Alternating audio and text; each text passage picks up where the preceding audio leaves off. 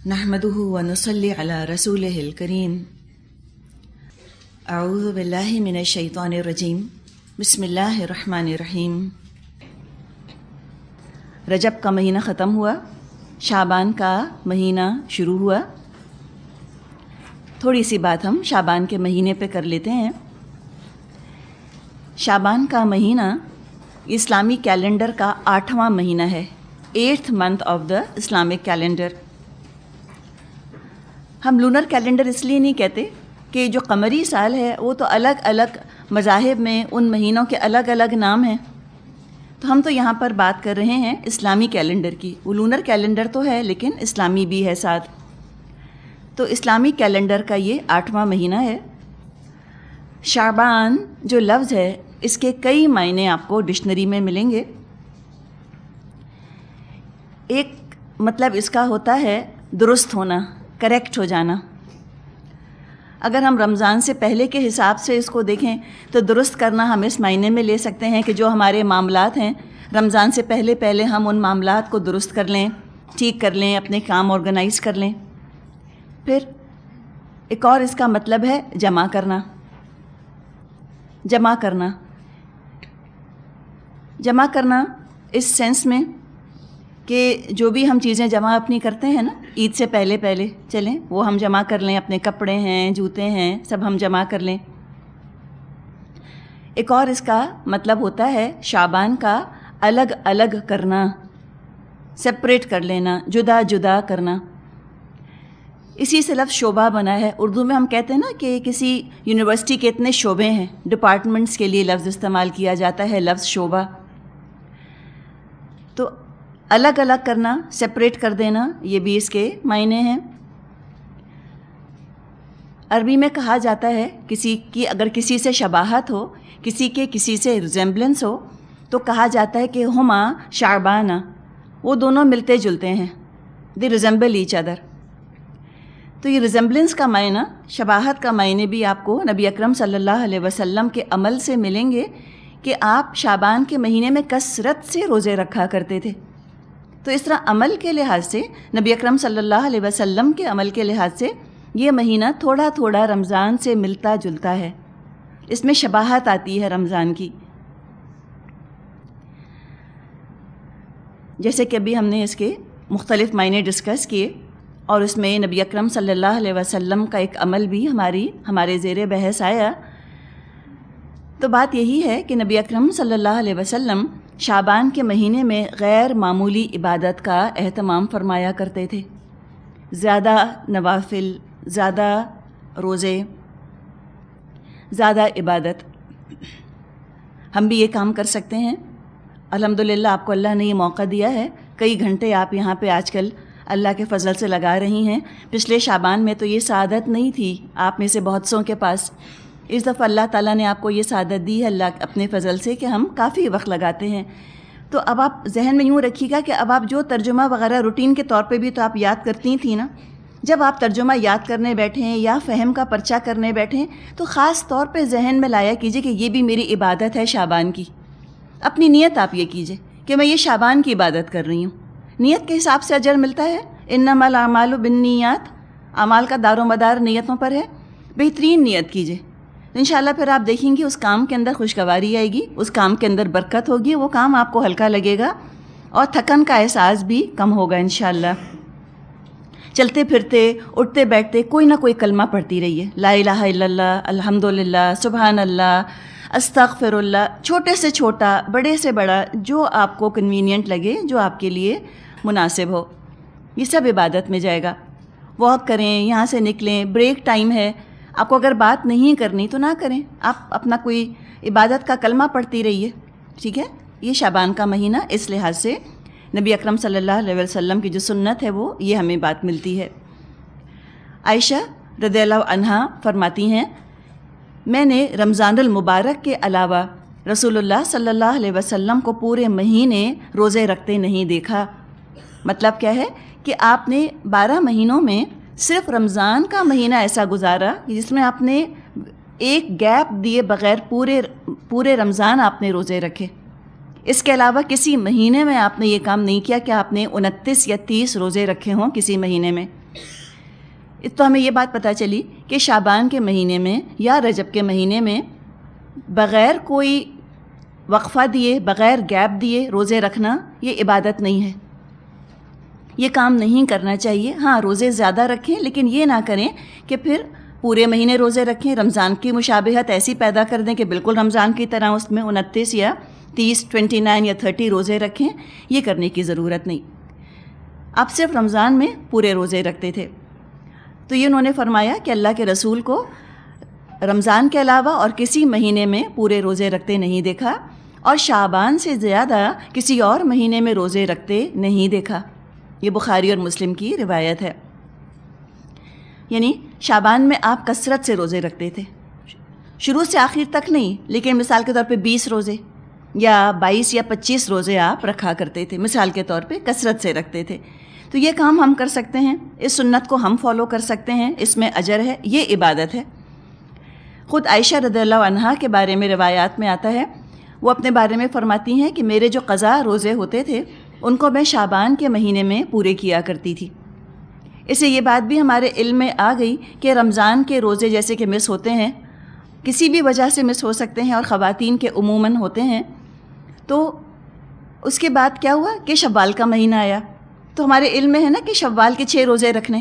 اب کنفیوژن یہ ہوتا ہے ہمیں کہ ابھی تو ہمارے رمضان کے قضا روزے ہیں، تو ہم پہلے قضا رکھیں یا ہم پہلے نفلی رکھیں، اور خیال آتا ہے آرڈر آف پرائیورٹی میں ترجیحات کے لحاظ سے کہ ہم کو پہلے اپنے قضا روزے رکھنے چاہیے، پھر ہم نفل روزے رکھیں، یا ہم کنفیوز ہوتے ہیں کہ 6 روزے شوال کے جو ہم رکھ رہے ہیں کہ اس میں قضا کی بھی نیت کر لیں، تو وہ قضا بھی ہو جائیں، پھر وہ نفلی بھی ہو جائیں، طرح طرح کے مشکلات ہوتے ہیں۔ تو عائشہ رضی اللہ عنہا کی اس عمل میں آپ کو اس کا جواب مل جائے گا۔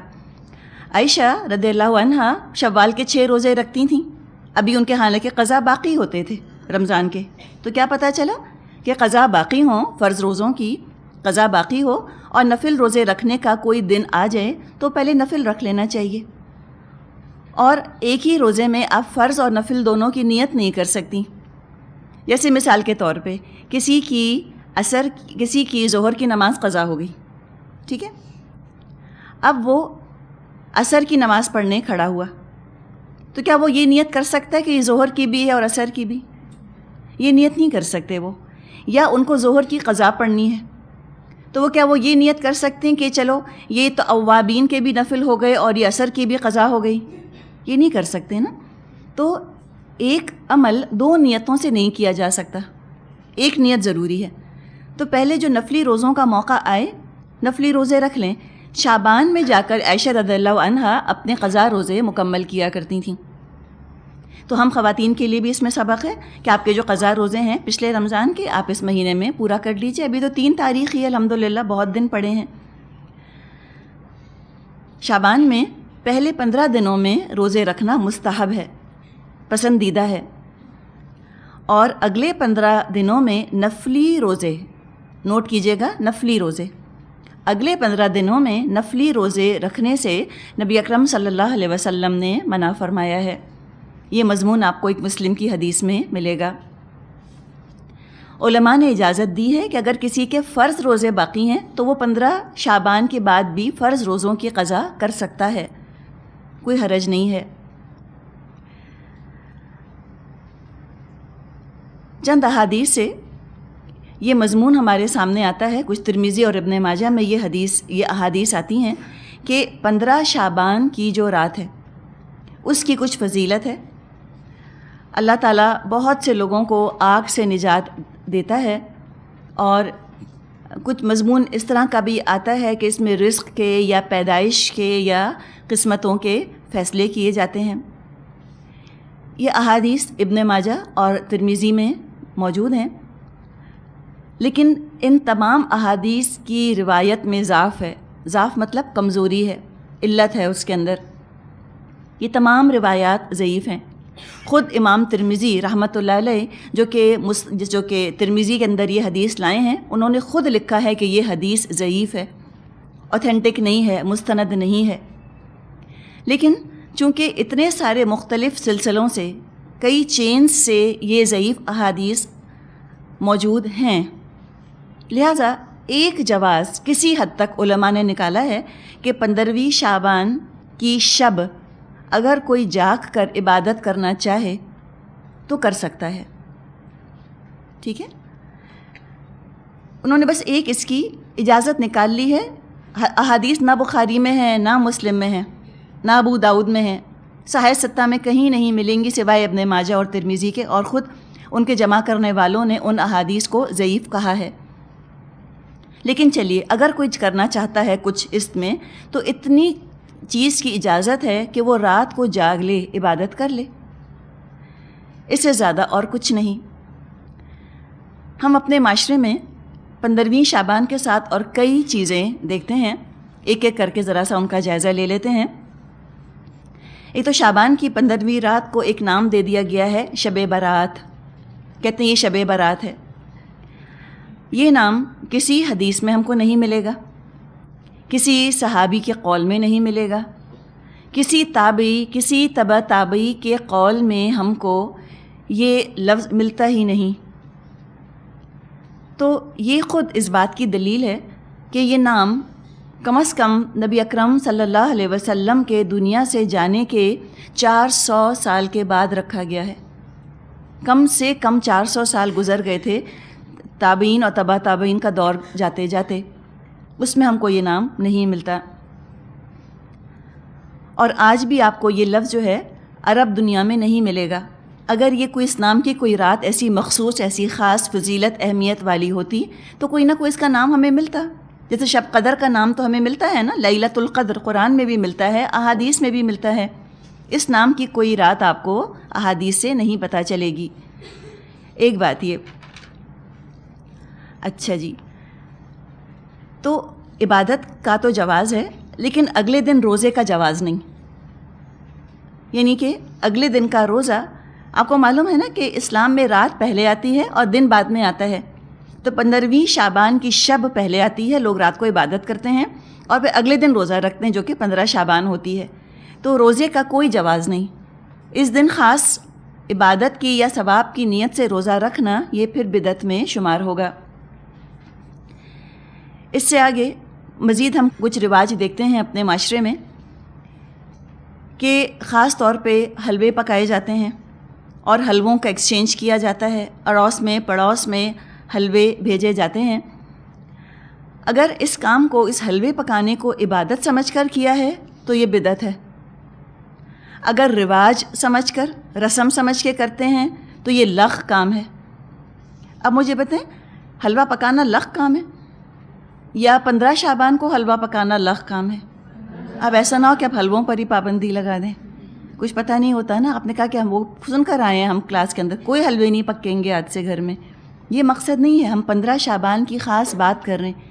اللہ نے تو کہا ہے کلو واشربو، کھاؤ اور پیو، ولا تسرفو، حد سے مت بڑھو. بلا وجہ تمہیں حلوہ کھانے کا دل چاہ رہے تو عبادت مت سمجھ لینا کہ بہت ہی نیک کام ہم کر رہے ہیں جو حلوہ پکا رہے ہیں یا کھا رہے ہیں. نہیں، رواج سمجھ کے 15 شعبان کو پکایا تو یہ لغو کام ہو گیا. اور لغو کام مومن کی شان نہیں ہے. حدیث میں آتا ہے من حسن الاسلام المرئی ترکہ ما لا یعنیہ، کہ کسی انسان کے اسلام کے خوبصورت کرنے کے لیے یہ بات ضروری ہے کہ وہ لا یعنی یوزلیس، سینسلیس کاموں کو چھوڑ دے. تو یہ کام کرنا ضروری نہیں.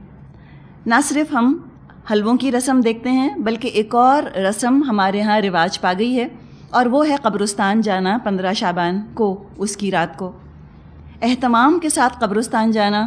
اور نہ صرف قبرستان جانا بلکہ وہاں پر چراغاں کرنا، قبروں کے اوپر چراغ روشن کرنا. اس کو بھی ذرا سا ہم حدیث کی روشنی میں دیکھتے ہیں. جہاں تک قبرستان جانے کا تعلق ہے، عام روزمرہ زندگی میں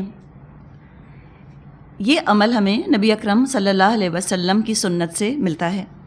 آپ قبرستان جایا کرتے تھے اور خواتین بھی قبرستان جایا کرتی تھیں، اور آپ نے منع نہیں کیا مسلمانوں کو قبرستان جانے سے. ہوتا یہ ہے انسان جب قبرستان جاتا ہے تو اس کو عبرت ہوتی ہے، عبرت کا سامان اس کے لیے وہاں پر بنتا ہے. تو بطور عبرت انسان ضرور جائے، یاد رکھنے کے لیے کہ یہی میرا بھی انجام ہے، مجھے بھی یہیں آ جانا ہے. اسی وجہ سے آپ نے قبرستان جانے کی ہمیں اجازت دی کہ تاکہ ہم عبرت حاصل کریں، موت کی یاد تازہ ہو جائے۔ لیکن خاص 15 شعبان کو قبرستان جانا عبادت سمجھ کے، ثواب یا نیکی سمجھ کے، یہ پھر بدعت میں شامل ہو جائے گا۔ خاص 15 شعبان کی اہمیت نہیں ہے کہ اس دن قبرستان جایا جائے کوئی رسم کے طور پہ۔ اور قبر پر چراغ روشن کرنا یہ بے معنی چیز ہے۔ وہ تو چلے گئے ہیں دنیا سے، اپنی قبروں کے اندر ہیں۔ آپ چراغ کیا، آپ ان کے لیے 1000 واٹ کا بلب وہاں روشن کر دیں، اس سے ان کا نہ اعمال نامہ روشن ہوگا، نہ ان کی قبر روشن ہوگی۔ ابس کام ہے، لغ کام ہے بالکل، it's a waste of money. پیسہ ضائع کرنے والی چیز ہے قبرستان میں جا کے چراغاں کرنا۔ نہ چراغ جلانے والے کے لیے فائدہ مند ہے یہ کام، نہ جس کے لیے چراغ جلایا گیا اس کے لیے فائدہ مند ہے۔ اس کو ضرورت ہی نہیں، آپ نے ایک چیز اس کو دے دی، اس کو چاہیے نہیں۔ اس سے بڑھ کر سنا یہ گیا ہے کہ کچھ لوگ ایک عید بھی منانے لگے ہیں 15 شعبان کو، اور وہ اس کو کہتے ہیں کہ یہ مردہ عید ہے، مردوں کی عید ہے۔ مردے عید نہیں مناتے، وہ چلے گئے ہیں دنیا سے۔ اگر ہم کچھ ان کو دینا ہی چاہتے ہیں تو استغفار کا تحفہ بھیج دیں، اس سے انشاءاللہ تعالیٰ ان کے لیے سہولت ہوگی، ان کے لیے بہتری ہوگی۔ چراغ جلانے سے انہیں کچھ فائدہ ہونے والا نہیں ہے۔ زندہ لوگوں کو ضرورت ہے، گھر گھر لائٹ جا رہی ہے۔ اتنا جو پیسہ ضائع کیا قبرستان لے جا کر، کیوں نہ کسی غریب کو دے دیں، وہ اپنے گھر میں چراغ جلا لے، لالٹین جلا لے، موم بتی جلا لے، کچھ بھی کر لے، اس کو فائدہ ہو، آپ کو اس کا اجر ملے۔ آپ نے اپنے مسلمان بھائی کی مدد کی تو اللہ آپ سے راضی ہو، آپ اس کی مدد کریں گی، اللہ آپ کی مدد کرے گا۔ حدیث میں یہ مضمون آتا ہے نا کہ جو اپنے مصیبت زدہ بھائی کی مدد میں لگ جاتا ہے، اللہ اسی مدد میں لگ جاتا ہے۔ تو کرنے کا کام تو یہ ہے۔ تو نہ صرف چراغ جلائے بلکہ مردوں کی عید منانی شروع کر دی۔ وہ بالکل بے نیاز ہیں اس کام سے جو ہم ان کے لیے کر رہے ہیں۔ سورہ مومنون میں اللہ تعالیٰ نے فرمایا ہے، آیت نمبر 100 کا یہ ٹکڑا ہے کہ وَمِن وَرَائِهِمْ بَرْزَخٌ إِلَى يَوْمِ يُبْعَثُونَ، زندہ اور مردوں کے درمیان تو ایک پردہ ہے اس دن تک جس دن کہ وہ دوبارہ کھڑے کیے جائیں گے۔ مردوں کو کچھ نہیں پتہ کہ زندہ لوگ کیا کر رہے ہیں۔ کتنے بھی ہمارے پیارے چلے گئے ہوں، وہ ہماری طرف سے بالکل بے خبر ہیں۔ وہ محتاج ہیں صرف اللہ کے اس وقت۔ اللہ اگر چاہے گا تو انہیں کچھ بتائے گا، وہ خوشیاں نہیں مناتے۔ اللہ نہ کرے جن کے اعمال نامے کے اندر نیکیاں نہیں، وہ تو ویسے ہی عذاب میں مبتلا ہیں، وہ کیا عید منائیں گے؟ اور جو اللہ کے فضل سے جو اعمال ناموں میں بہت سی نیکیاں سمیٹ کے چلے گئے، ان کی تو ہر دن عید کے برابر ہے، ان کی تو قبروں کے اندر جنت کی کھڑکی کھلی ہے۔ وہ ہماری رکھی پھیکی عید ان کے لیے کیا معنی رکھتی ہے؟ ہمارے حلوے، ہمارے لباس ان کے لیے کیا معنی رکھتے ہیں؟ کچھ بھی نہیں۔ تو یہ کام، یہ بھی ابس کام ہے، بیکار لغ کام ہے، مردوں کی عید منانا۔ اب اگر کوئی یہ کہے ان سب باتوں کے باوجود کہ حسبنا ما وجدنا علیہ آباءنا، کہ ہمارے لیے کافی ہے اس پر ہم نے اپنے باپ دادا کو پایا، یا ہم یہ سوچیں کہ ابھی تو ہم کورس کر رہے ہیں، پہلے ہی بڑی مخالفت ہے ہمارے آنے کی، اب اگر ہم نے یہ نہیں عن المنکر اپنے خاندان میں شروع کر دیا اور 15 شعبان کے حلووں پر ہم نے پابندی لگا دی، تو کیا پتہ لوگ ہمیں کورس میں ہی نہ آنے دیں۔ خیال آتا ہے؟ یہ سب شیطانی خیالات ہیں، یہ سب شیطانی خیالات ہیں۔ شیطان کہتا ہے ابھی تم کورس کر رہی ہو نا، ابھی ٹھہر جاؤ، ابھی تو 15 شعبان ہے نا، ذرا حلوے پکا کر خوش کر دو لوگوں کو، تاکہ لوگوں کو یہ احساس ہو کہ ابھی کلاس میں پڑھنے جا رہی ہیں تو کوئی تبدیلی تھوڑی آ رہی ہے ان کے اندر، یہ تو ویسی کی ویسی ہیں۔ یہ نہیں سوچنا آپ کو، پتہ نہیں اگلا شعبان آئے یا نہ آئے، کوئی گارنٹی ہے؟ کوئی گارنٹی نہیں ہے نا۔ تو جب عمل کر سکتی ہیں کر جائیں اللہ کے بھروسے پر، اس لیے نہیں کہ آپ کہیں شکر میرے کندھوں کو آرام ملے گا، سوجی کا حلوہ، چنے کی دال کا حلوہ، میں تو تنگ آ جاتی تھی پکا پکا کے، اب کہہ دوں گی اسلام میں ہی نہیں ہے میری نجات۔ تو اپنے آرام، اپنے آسائش کے لیے کام نہیں کرنا آپ کو۔ آج پکا دیں حلوہ، کل پکا دیں، پرسوں پکا کے ان کو کھلا دیں، فریج میں رکھ دیں پکا کر، 15 کو پکانا کیا ضروری ہے؟ اور لوگوں کو یہ بتائیں کہ 15 شعبان کی کیا حقیقت ہے۔ عبادت میں دراصل یہ حلوے، مانڈے، چراغاں، رنگینی ڈھونڈنا یہ توحید پرست مذاہب کا طریقہ نہیں ہے، بلکہ یہ تو خاص ہندوؤں کا طریقہ ہے۔ یہ جب مسلمانوں کا مشرکوں کے ساتھ انٹریکشن بڑھا، اور خاص طور پہ ہندوستان آ کے جب ہندوؤں کے ساتھ مسلمانوں نے اپنا تعلق بڑھایا، ان کی عبادتیں دیکھیں، ان کے ہاں کبھی ہولی ہے، کبھی بسنت ہے، کبھی چراغ جلانے کا دن ہے، کبھی وہ گھی کے چراغ جلا رہے ہیں، تو مسلمانوں کو یہ چیز اپیل کی یہ سوچا کہ ہم بھی چلو تھوڑی سی عبادت اس طرح سے کرتے ہیں، ہندوؤں کو اچھا لگے گا، ہو سکتا ہے کہ ہمارا یہ طریقہ دیکھ کر ہندو مسلمان ہو جائیں۔